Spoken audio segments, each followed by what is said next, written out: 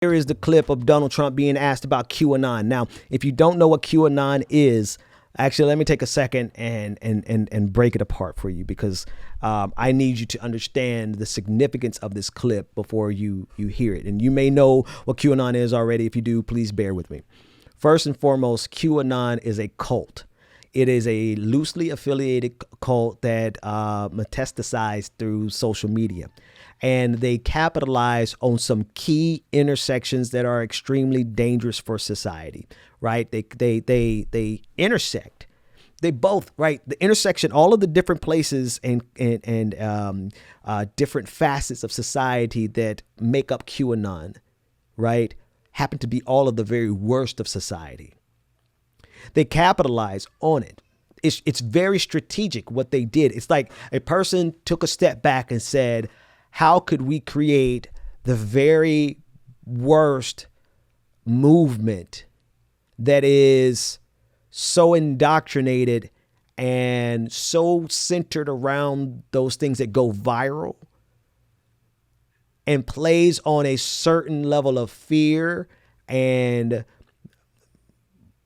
derangement and hatred, all wrapped in something that gives an individual a sense of purpose and a sense of righteousness. That's what QAnon is. And here's what they did. They took the intersection of religion. There are churches all across the country who are having to deal with the outbreak of QAnon in their sanctuary. Now, if we were to break down the religious side of it, I probably would make a lot of my religious supporters upset, but here we go. The fact of the matter is that there is a vulnerability. Religious people are uniquely vulnerable to these types of things, not out of the sheer fact that they're religious. No. But it's out of how religion plays a role in our society. I'm extremely spiritual, right? I get excited about Jesus. That's my thing. That's who I am, right? But I have been inoculated against that against that type of manipulation, because along with my healthy dose of spirituality is an extremely healthy dose of skepticism and the ability to parse through information. But I mean, that's really critically it. Like, to not accept something at face value just because it confirms what I feel and I want to hear. And so QAnon has latched on like a leech to religious circles, and they have preyed on people who have spirituality but no skepticism whatsoever. And they are prone to believing what someone in power says to them. And they are prone to believing the mystical and damn near magical, right? There is a very big difference in our religious circles between people who believe in faith and view their religion through faith, and then those people who view their religion and their spirituality through mysticism and magic. What I mean is this is probably the best way for you to examine it. There are Christians who believe that they don't have to take their medication because God is going to magically heal them. And if they take their medication, then that says that they're not faithful to God because God is going to heal them. And then there's the rest of us who say, hey, God's going to heal us through this medicine. Okay. There's a difference. And that difference is a group of people who are extremely susceptible to this type of thinking. Now, that's just one group. The other thing that they latched on is the spirituality community, the health and wellness community, that the chakra, the vibrations, and and this is not to make fun of any of that, but this is to show you that not only is something that religious people are susceptible to, but people who are spiritual, or people who tie into that entire health and wellness community that intersects that type of spirituality, that people are vulnerable. It's far beyond just religious vulnerability. Then they latched onto the general conspiracy theory community, right? The people who believe that there is a boogeyman behind every single door. This is not to dismiss the reality that there are some things that are conspiracies. There are things that are happening in this country and across the world that are hidden and that have yet to be discovered. So I'm not like laughing at the conspiracy theory community. I'm just trying to put it into context that some of it is ridiculous. And those people are they're susceptible to influences like Q. Then they also latched on to the pro-Trump community, right? Because they view Trump as the hero in this narrative, that Donald Trump is in the White House and he's waging a secret campaign against the forces of evil that includes cannibals, pedophiles, and lizard people. I'm not lying to you. Right? The lizard people especially. Right? And if we go into the category of pedophilia, the example that they use is obviously Jeffrey Epstein, the man who committed suicide in prison and who ran a sex ring full of younger women, girls. Here's the irony of this. I didn't want you to see the cognitive dissonance. And they always point to Bill Clinton having been associated with Jeffrey Epstein. And so they have taken this entire world and they've made a clean partisan cut to make it seem as though the righteous are on the side of Donald Trump, fighting against a war of lizard people / pedophiles who are all Democrats. The pedophiles in society are all Democrats. I lost my focus on my camera. The irony is that Donald Trump himself associated and affiliated at the same time with Jeffrey Epstein as Bill Clinton. And so if your concern is about pedophilia and your main target of that pedophilia is this sex ring that was run by Jeffrey Epstein, and you see that Donald Trump was there at the same time as Bill Clinton, but you completely reject Donald Trump's participation in it, and you turn and look and say Donald Trump is saving us from the pedophile ring that Bill Clinton was a part of, do you see the cognitive dissonance? And do you see the political expediency that now gives you a movement that centers on religion, that centers on health and wellness and spirituality, centers on conservatism, and centers around Donald Trump? Last but not least, this is not a docile movement. This is a movement that has committed murder. This is a movement that has attempted to hold people hostage. This is a movement so egregious that while I am not a fan of the FBI had to put out a bulletin about the domestic terrorist threat that QAnon poses. QAnon is the worst intersection of society because of the sensation that they get that they are doing the will of God and that Donald Trump, one man, is the figurehead and the servant of God on earth. And they have no limit to the derangement and the rabbit holes that they will go down in order to justify supporting Donald Trump. And while supporting Donald Trump is not the problem is the lengths to which they will go and the threat that they pose to society.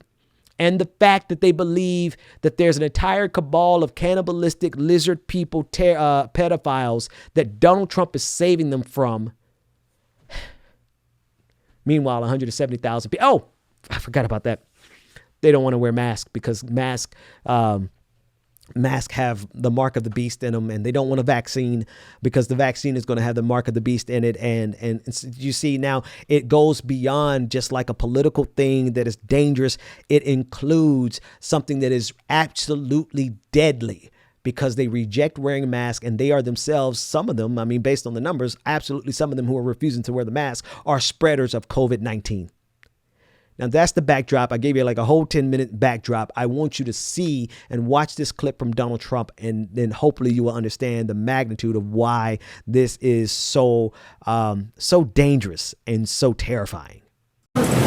During the pandemic, the QAnon movement appears to be gaining a lot of followers. Can you talk about what you think about that and what you have to say to people who are following this movement right now? Well, I don't know much about the movement other than I understand they like me very much.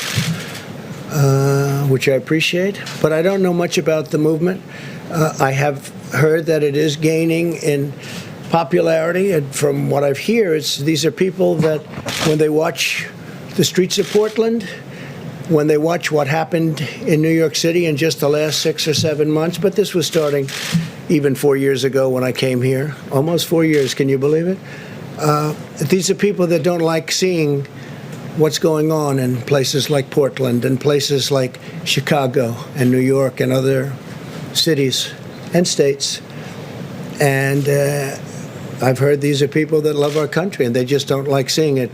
So I don't know really anything about it other than they do supposedly like me, and they also would like to see problems in these areas, like especially the areas that we're talking about, go away. Because okay, now there's something else that happened, right? In this exchange that I didn't notice the first time I heard it. Donald Trump has now given new marching orders to QAnon. And whereas their primary focus has not been on Portland, their primary focus has been on the pedophilic ring. That's been and then deciphering anything Donald Trump says as a code for them to have instructions. He's very explicitly now told them to focus their energy on Portland.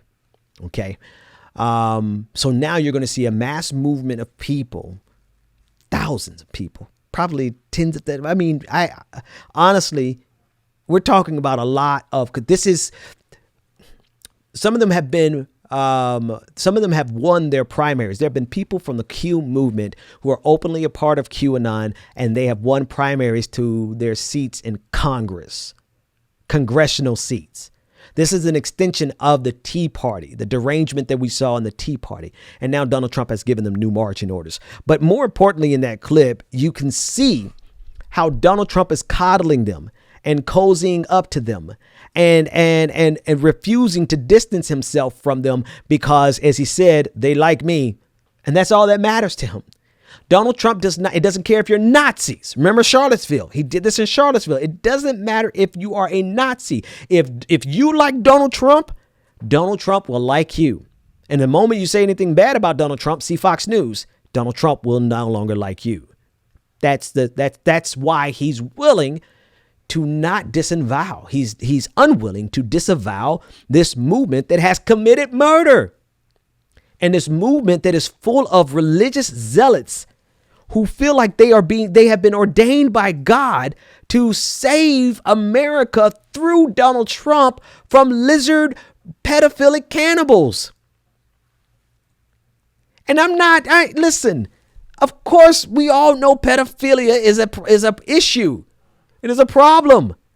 But folks, if your primary evidence of that problem existing in the government is Jeffrey Epstein, how the hell do you ignore the fact that Donald Trump was Jeffrey Epstein's number one dude? It's because this is not I don't even have to tell you, it's not a sincere movement. It is the movement of an individual who said he was a part of the Trump administration and that he was sitting out. It just really capitalizes on the worst in human nature. It capitalizes on the worst in human nature, and it preys on people who, and there was a report out, I think it was NBC by Ben Collins. I think I talked about it on this show. It was a report of how there are people who are processing the pandemic through the lens of QAnon. People who otherwise had nothing to do with it, who have found themselves terrified of this pandemic and have found something that they can latch on to give them a sense of rage and a sense of purpose, right? I went through the similar thing. Like I said, do we despair? Remember I used to say, do we despair or do we rage? And I chose to rage. But who am I raging against? I'm raging against the billionaires, corporations, people who are literally like this is the thing. Like if you want to see a conspiracy, look at how capitalism does the average American. 45 million people currently unemployed and our politicians don't give a damn. Like The insidiousness of the fact that the billionaires have gotten so rich, from Mark Zuckerberg to Michael Bloomberg to Elon Musk to Jeff Bezos. They have gained like almost $1 trillion in wealth since this pandemic. That's a conspiracy. But none of these conspiracies ever point to the real conspiracy. They always point to something that is either complicit with power or outright supports power, or at a minimum is not a threat to power. That's the thing. Like the conspiracy theories that abound, they deflect from the real problem. They never challenge the real problem. And at best, they are just docile. It really just creates a situation that you would never look at the people really behind the curtain. Listen to the second part of this question from the report. Theory is this belief that you are secretly saving the world from this satanic cult of pedophiles and cannibals. Does that sound like something you are behind? Or well, I haven't heard that, but is that supposed to be a bad thing or a good thing? I mean, if I can help save the world from problems, I'm willing to do it. I'm willing to put myself out there. And we are, actually. We're saving the world from a radical left philosophy that will destroy this country. And when this country is gone, the rest of the world would follow. The rest of the world would follow. Folks, I cannot stress how absolutely dangerous that is. This has given validation to hundreds of thousands of people across this globe, across this country, who have been a part of a absolutely asinine philosophy and cult. And they have been validated from the White House. So the most powerful person in this country has just validated a movement that is the most significant threat in our country right now. And what has he done? He's turned all of their ire specifically onto leftists. So now it's not even going to be about pedophilia anymore. It's not going to be about cannibals. It's not going to be about lizard people. It's going to be about leftists. It's going to be about you. It's going to be about me. It's going to be about people who are fighting for progress. And again, I want to reiterate, do you notice how this entire conspiracy theory ring ignores completely the role that the role that the billionaires in this country play in the oppression of all people across the globe? You see how they completely ignore how, like if you want to see a conspiracy, just honestly look at what happened in the first bailout for this pandemic. Trillions of dollars went to Wall Street and the American people got a pittance. And yet, they want you to look at lizard people. I'm sorry, I'm laughing. It's not funny. It's terrifying when you think about the implications of it. And now Donald Trump has given them new marching orders to go after the left. And these are people who have committed murder. These are people, a philosophy that has led to the murder of an individual and has led to hostage taking, that has led to violence and threats. This is a serious problem, and it is being fomented by the president of the United States. And I can't overstate, if there's no other reason. I said number one reason to get rid of Donald Trump is COVID-19. Number two is because he's playing around with fire with QAnon.